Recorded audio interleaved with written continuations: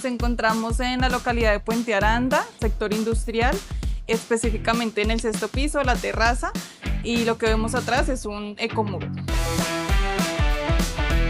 Este ecomuro lo decidimos instalar en el año 2023 debido al racionamiento que hubo a nivel distrital de agua, y decidimos aprovechar el espacio de la terraza para recolectar el agua lluvia y poder abastecer las unidades sanitarias de la parte administrativa de la organización, y que nuestra ecohuerta, que también tenemos en el mismo piso, fuera autosostenible con el mismo agua lluvia.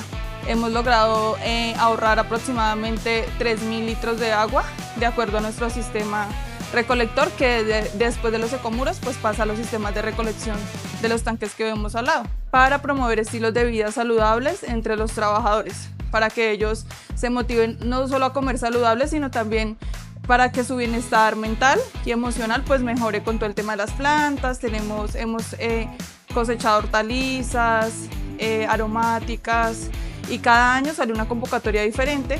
Nosotros como empresa, así seamos pequeños, porque somos una empresa mediana pequeña, con ese pequeño aporte que hacemos, sabemos que contribuimos, impactamos sobre todo a nuestro sector y pues a la comunidad, y sabemos que cada gota para nosotros, como dice la frase, cuenta.